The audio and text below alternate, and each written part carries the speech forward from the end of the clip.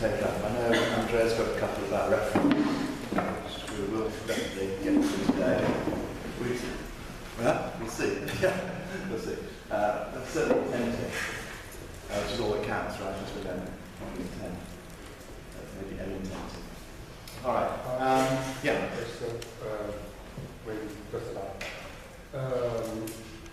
If I want to tell a lie, for example, I want to tell a lie to you. Yeah. My intention is that you do not understand my intention. No? That I don't understand you.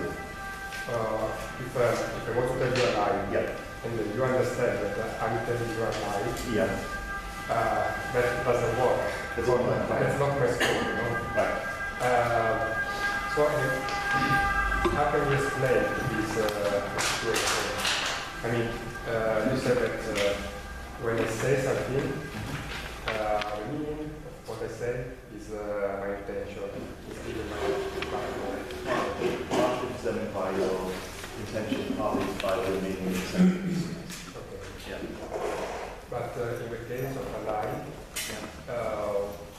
the scope, the intention of the speaker is that the audience do not understand the real intention. Yes, that's right. So you intend the person to believe that P, and you intend the person to recognise you intend to believe in P, but you don't actually believe in P, let's say. Right. So that's the situation. So the person has understood your remark, but doesn't realise there's also this sneaking tension. You're getting them to believe something that you don't believe.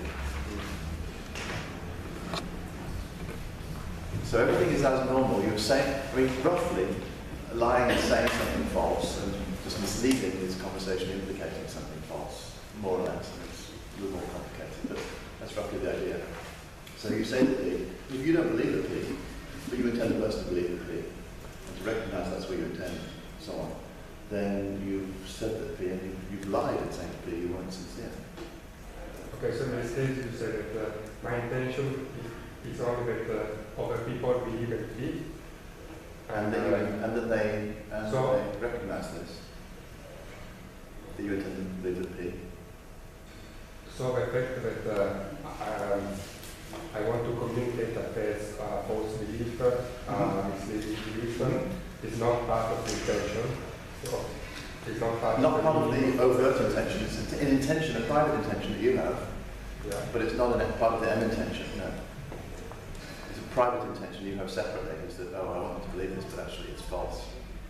So you actually privately intend them to believe something that's false. That's not part of the content of the M intention, but that's false. Okay, so we have to distinguish between the intention of what I want to say and the intention of my of the lie. Yeah, we have all sorts of intentions when we speak, right?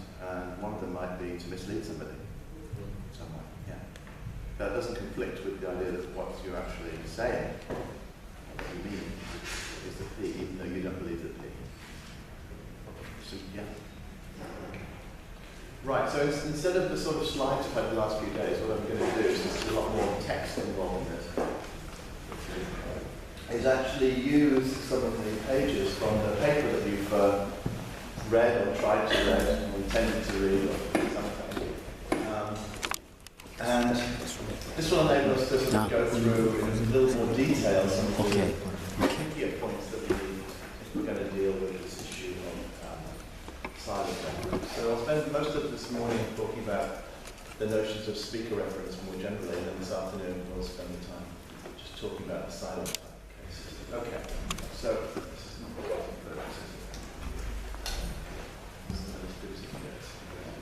but you've got the paper anyway. I think the pagination might be slightly different. Not sure.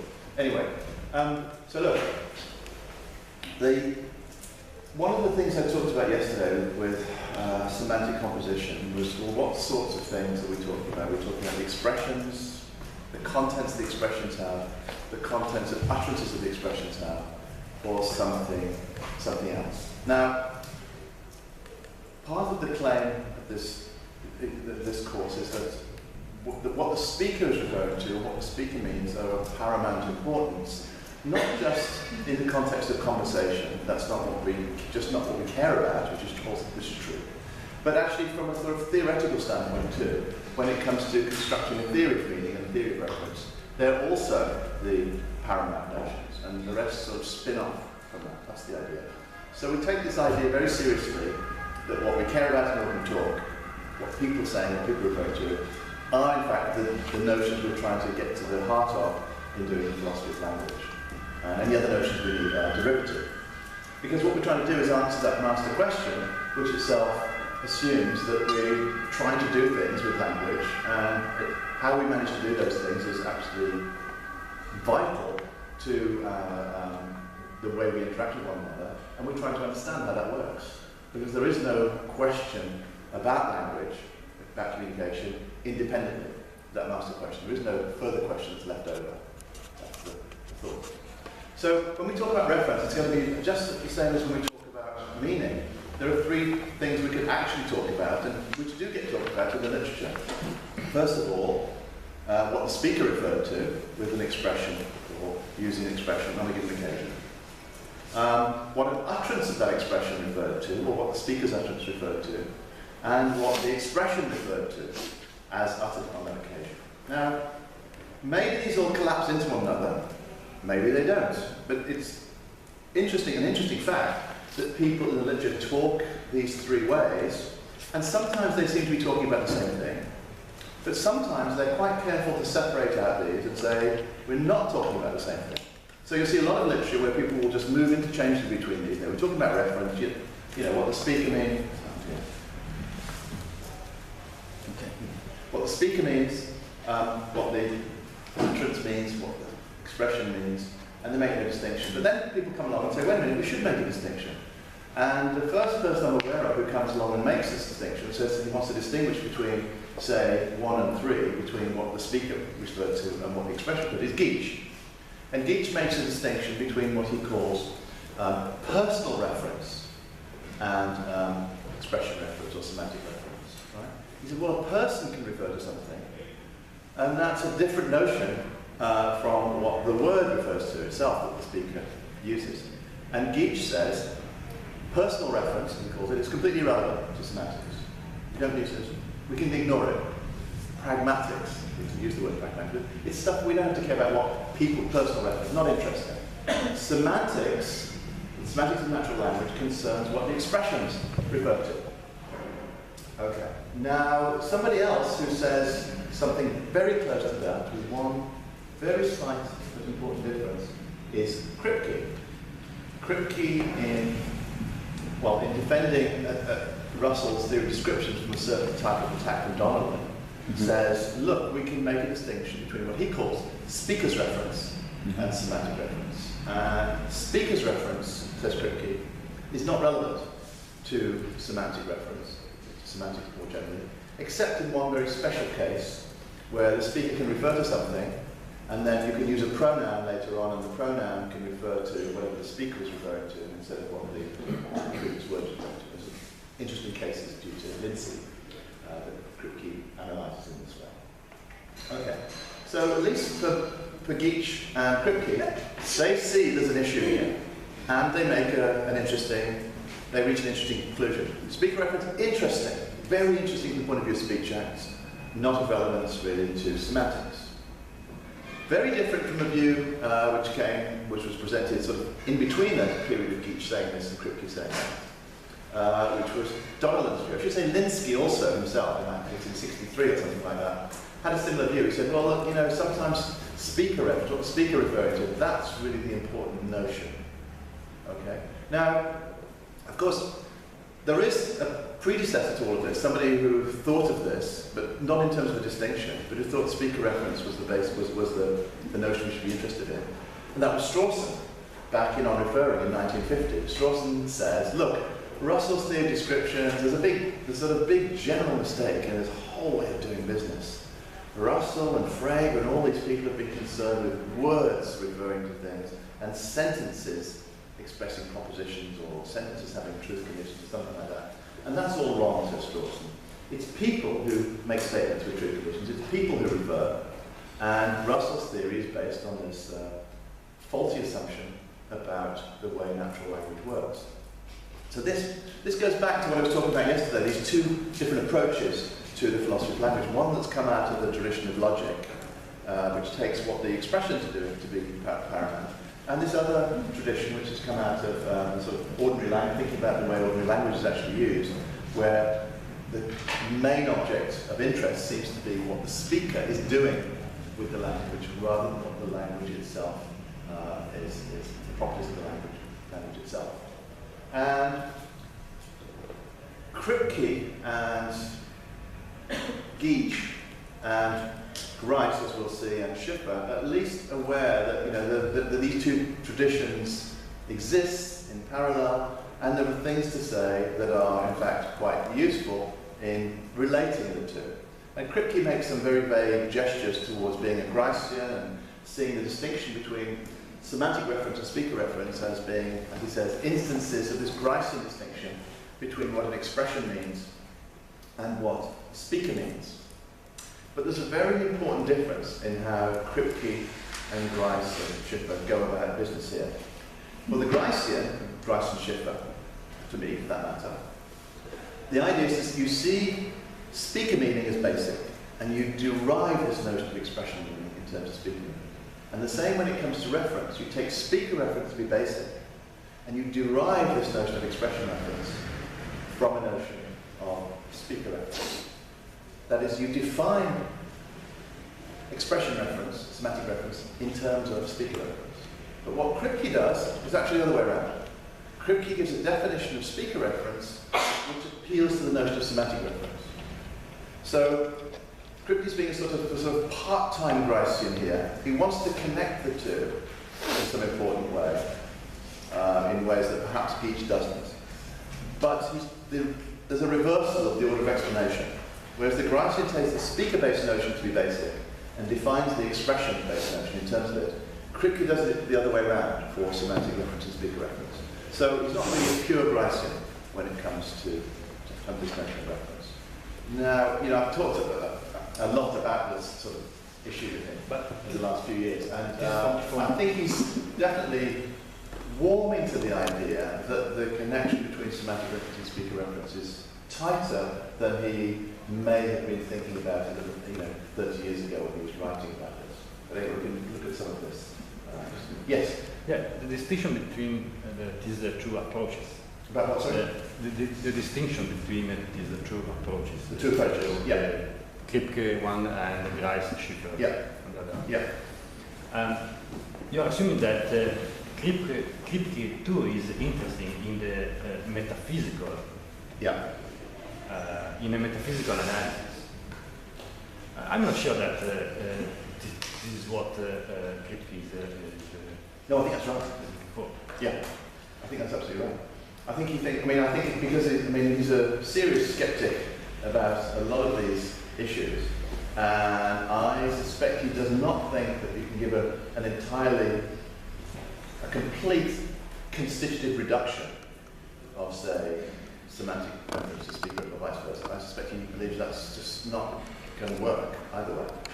But all I'm trying to say is it's interesting to know when he characterizes the notion of speaker reference, he uses the notion of semantic reference in order to characterize the notion of. Now, of course, he's not offering necessary and sufficient conditions. He's trying to give you a sort of story.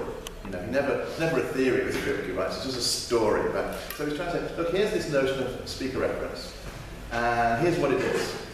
And then he gives you a description of it in terms of semantic reference. That is, he uses the notion of semantic reference in telling us what speaker reference is. Now, you can use A in order to tell somebody what B is without actually committing yourself to metaphysical reduction or anything like that. So you may think, well, this is the way to get the idea across. And of course, that's very much the way Kripke does business. Let me try and explain this to you, and I'll use this to you to explain that.